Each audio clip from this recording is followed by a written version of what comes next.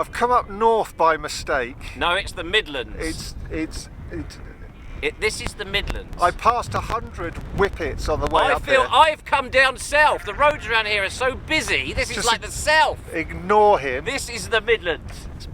My camera, my shot. Shh. Anyway, I've come to join Darren. Darren's conned me into coming north of the Watford Gap to have a look at a Roman road.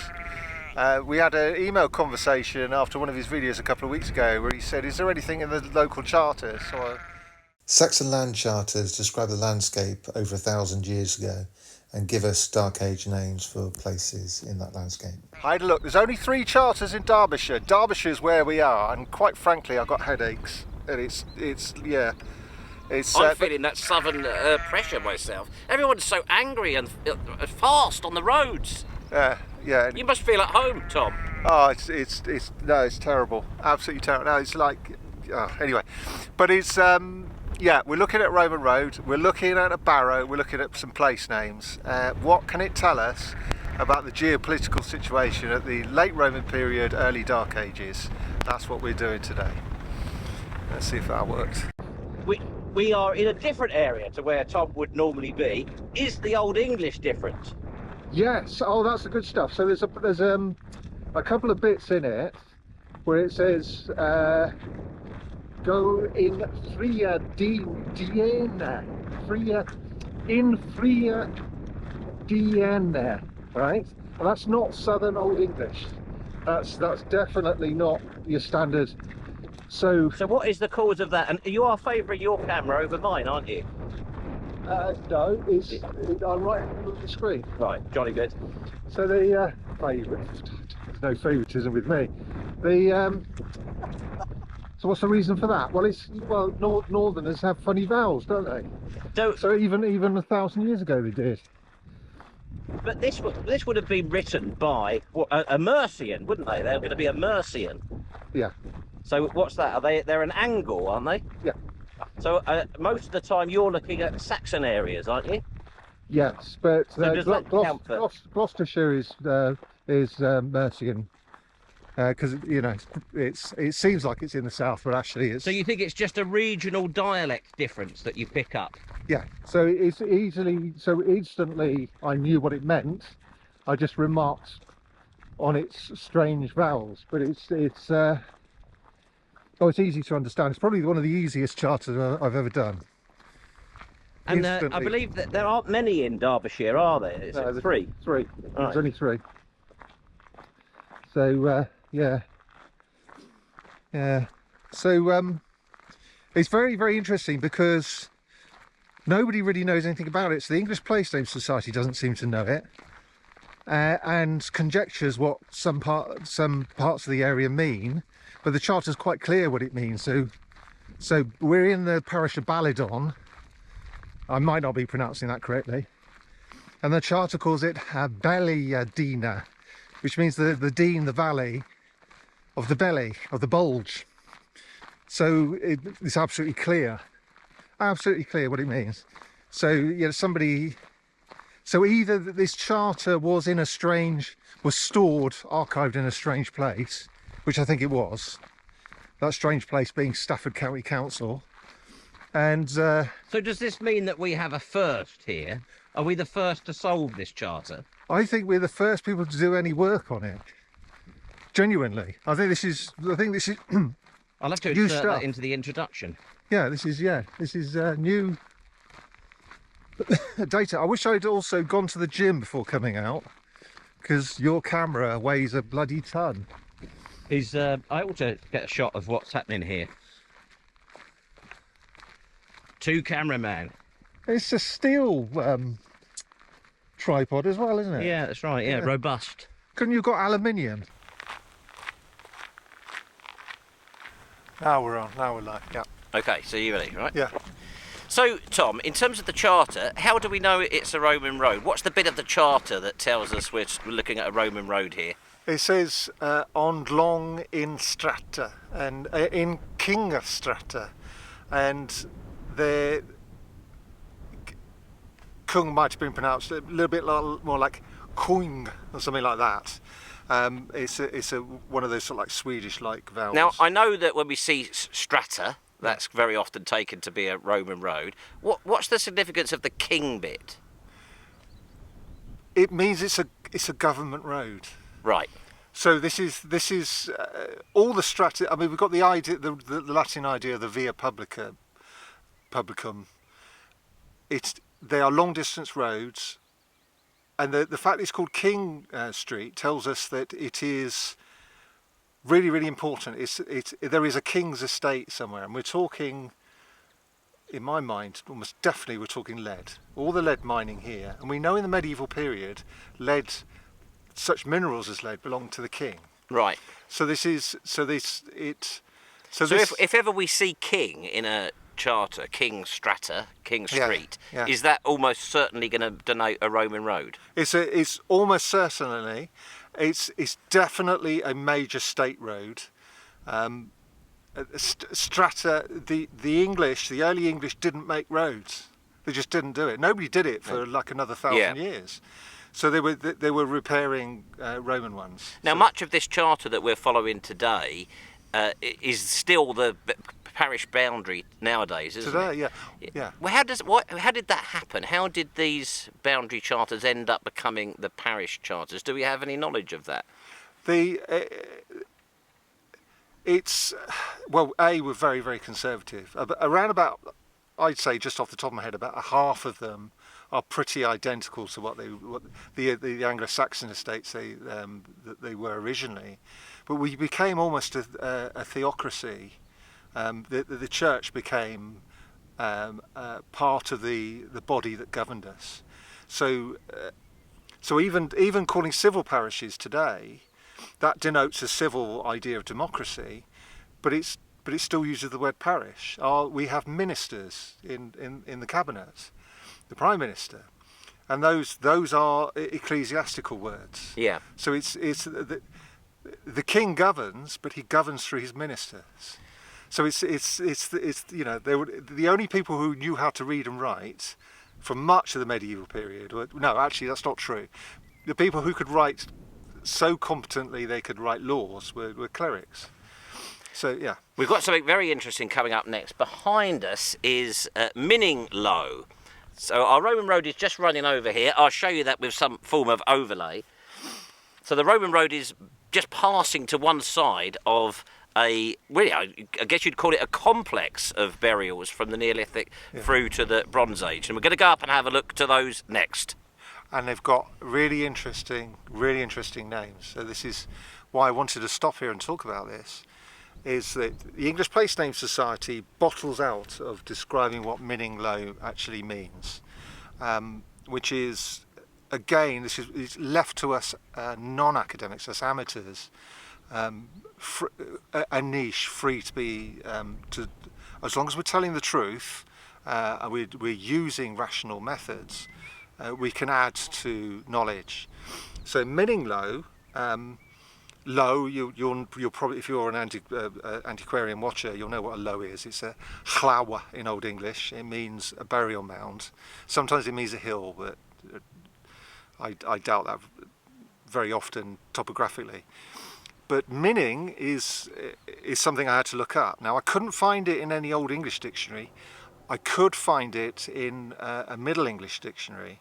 Minning is to remember. In Middle English, identical spelling to the Minning that we have on the maps. So it gives sort of 3 or 4 types of remembrance, one of which is remembering the dead. So it's quite clear what this means. Now, why the English Place Name Society doesn't want to give a view on this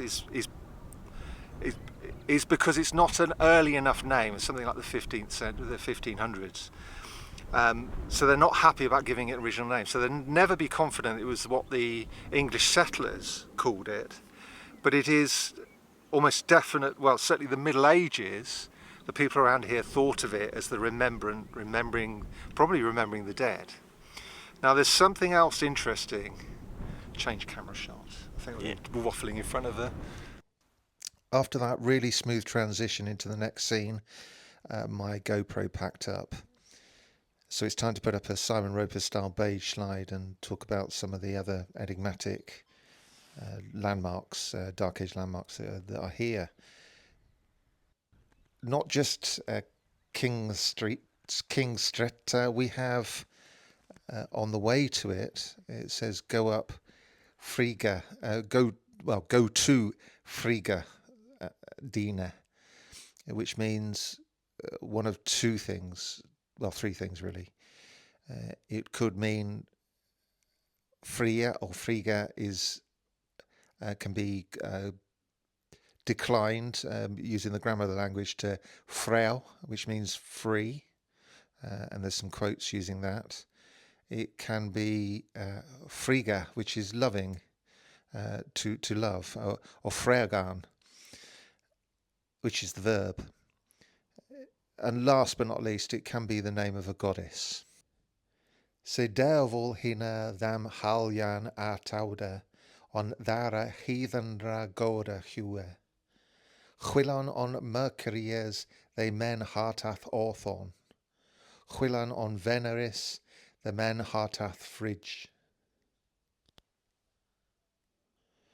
What that is basically saying is that the heathen devils that in Europe might have been called Mercury or Venus are actually called here, called by men, Othon and Fridge. Othon being Mercury and Fridge being Venus. Some very interesting pronunciation there, if we are pronouncing it correctly at all. Othon is of course Odin, and Fridge is what we in standard textbooks would be Frigg or Freya. Now I know what you're thinking, this fool's got it wrong, he doesn't understand his own culture 1,000 years ago, but this is an authentic Old English document. Now it has of course been written by a Christian monk, but a Christian monk who lived in England not too long after these devils were worshipped. So remember that the word Friday, which is Dai Fridjan in Old English, means the day of Frigg, the goddess, and she is a goddess. She stands for love and various other things, and this, but it doesn't mean that Ardeen, Frigga Dina, has anything to do with her at all, because there are verbs and other nouns with other meanings that are very much related to what she's about, but don't necessarily refer to her.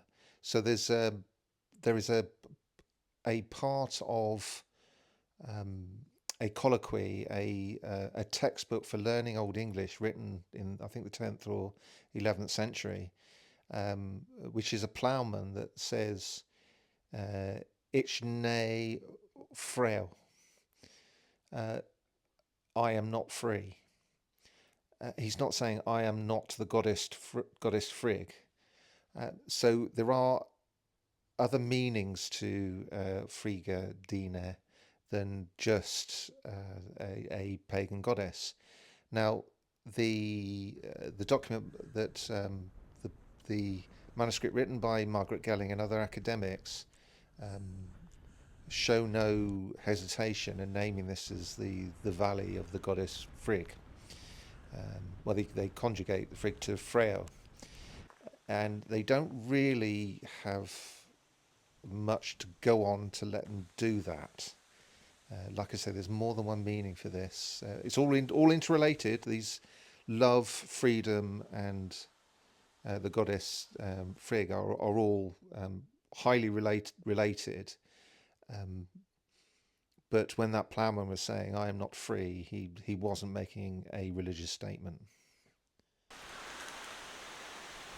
It's some really nice chambers. It's an off-circular barrow, an oval, but it's Neolithic in the sense that it has got chambers in it, kists. Well, chambers, I think, rather than a lot of Neolithic long barrows that have a central passageway and then chambers leading off it. These have, sometimes you get a situation where chambers are cut into the side, lined with stone, which is what you're getting here, which is a rather nice site. It's also been looked after by the landowner, who's circled it with a wall and put trees around it. It is traditional where with the highest point of a landscape to have a circular clump of trees on top, and so they've killed two birds with one stone. They've got a nice round copse at the top of the hill, and antiquities. I've changed my mind. There are kists in the top of the barrow. I don't think they're coming in from the side at all. It's definitely Neolithic. However, you have a Bronze Age barrow over there, and so this is a ceremonial place for disposing of the dead that goes on for a couple of thousand years at least. As Darren was just saying, they found Roman pottery and coins here, but we don't know that wasn't just tourism. But we will be talking about an intrusive burial in a minute. I've changed my mind a second time. We have a chamber that leads to the outside of the barrow here. I don't think it's a forecourt. No, I don't think we got a facade on this one. No? One of the others up there has. It's the one we're probably not going to get to today. Yeah. It's really nice. It is. Yeah. I like it a lot. It's one of the nicest I've been to. So these, Tom, were opened by somebody in the mid-Victorian era, who I feel is maybe a kindred spirit.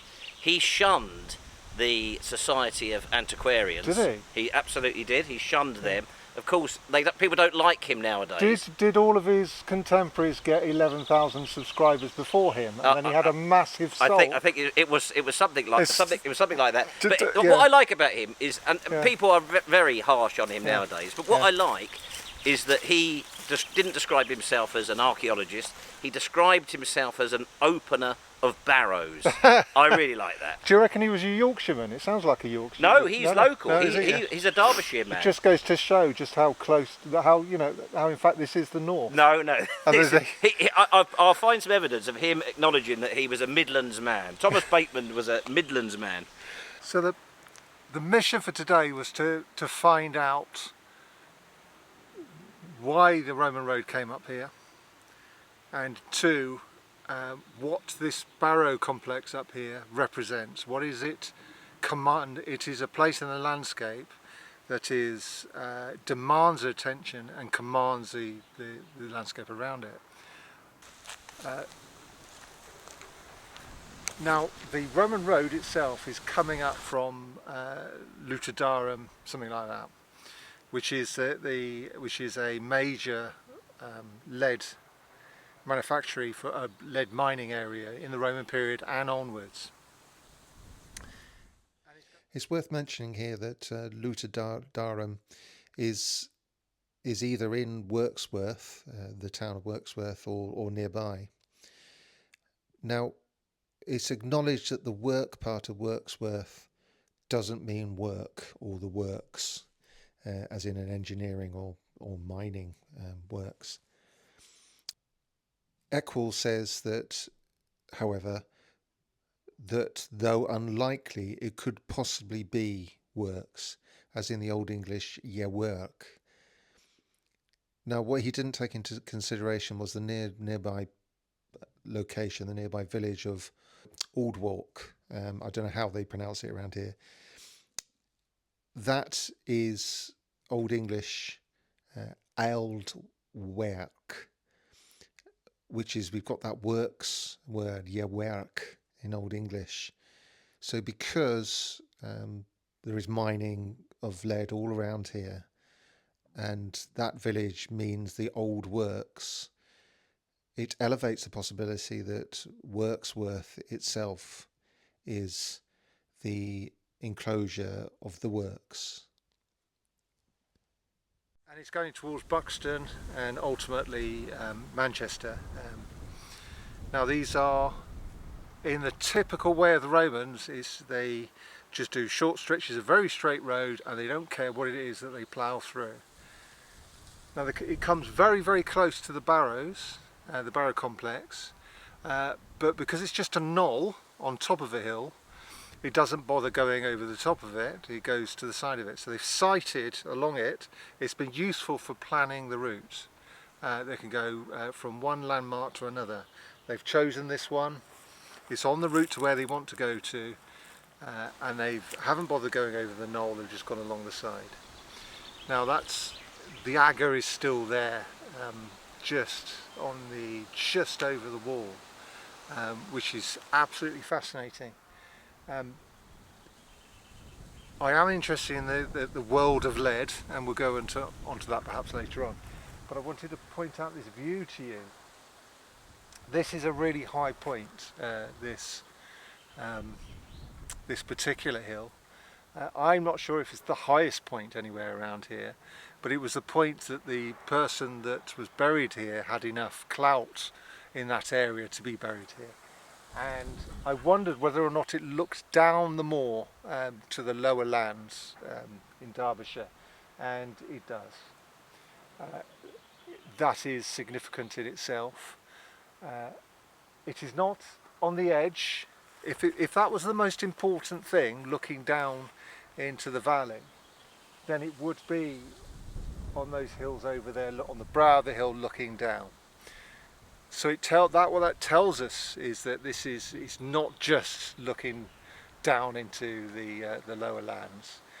It looks all around. It's right on top of the hill.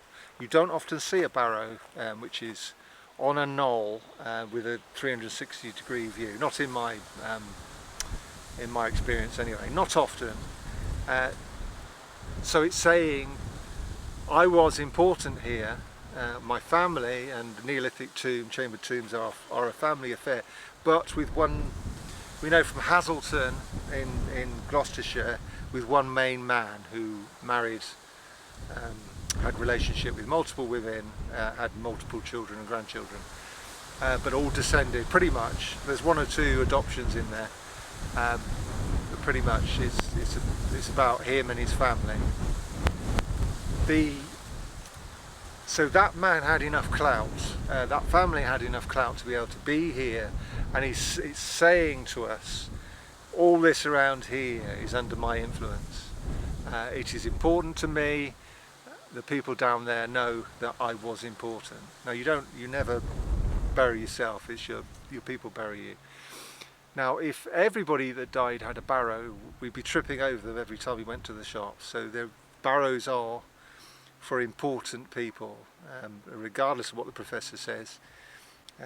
They are a set apart. Now he might not like me using the word aristocracy, but they are a class apart.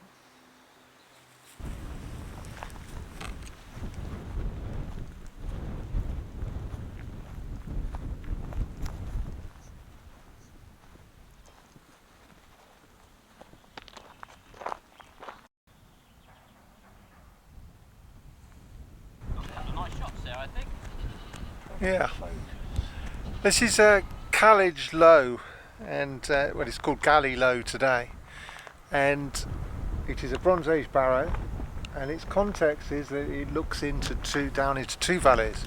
So the valley over there, and the valley over there, and that is markedly different contextually from Minninglow over there, which is looks down in 360 degrees.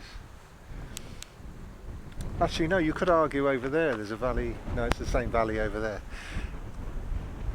The Roman road goes right next to it, but I think it's not really all that contextual. But what updates things, what brings it from the Bronze Age further through time, past the Romans, is that there was a Kentish brooch found in there, which means it's an intrusive burial. And intrusive burial means it's not just the barrow wasn't made for it. It was added later, thousands of years later. It is, well, more than 1,000 years anyway. This, if he wasn't an Anglo-Saxon, an Anglian, a man of Mercia. If he wasn't, then he was a local who liked the latest fashion from the continent. And this is played out in other places in Britain. So this is,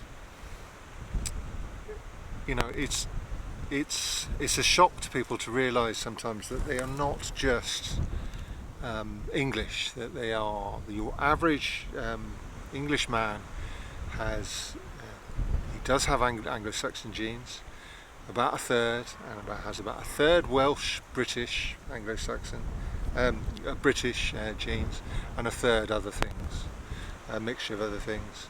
And this is including, interestingly, about 10% of Iron Age French, but anyway, which is just indecipherable as far as I'm concerned. But what it shows us is where that man didn't just have an Anglo-Saxon, if he was Anglo-Saxon at all. When he was carrying Anglo-Saxon gear, Anglo-Saxon kit, he didn't just think of himself as English. He's placing himself in a British, as far as he's concerned, a British barrow, which shows the integration between.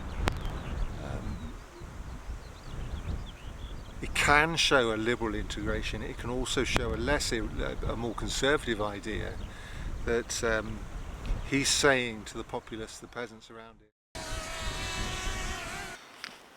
There was an intrusive burial in the barrow, which means it wasn't built for him. He had himself buried inside there, possibly more than 1,000 years after. Well, it's a Bronze Age barrow. Yeah, it's believed to be Bronze Age, and it's a 7th century Anglian intrusion. Yeah. So that gold and garnet pendant or necklace, whatever, is so in a time of pandemonium is so valuable. What it tells us is that family didn't mind giving up, sacrificing their property. It's for the sake of their dead loved one. They had the money. But it also tells us they wanted to place their loved one into the landscape in something British. And that barrow is British.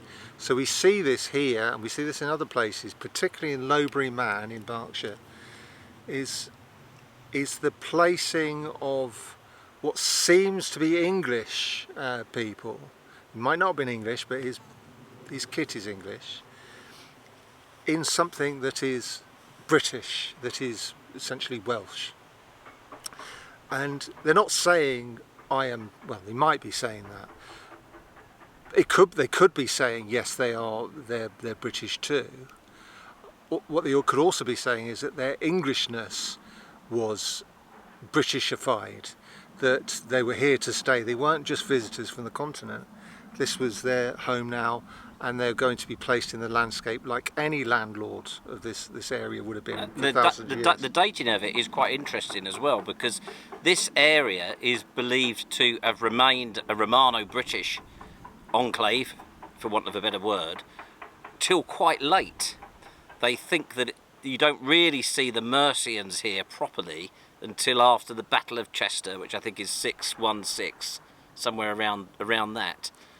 So it's interesting timing, isn't it? Well, it could be. If it's a 7th century pendant, then that would fit quite nicely. We could be looking at I'm your new landlord, in which case they became British very quickly. Yeah. Rather than just being a foreign landlord who doesn't care about his and they do peasants. think it was a sort of a friendly integration in this area as well. So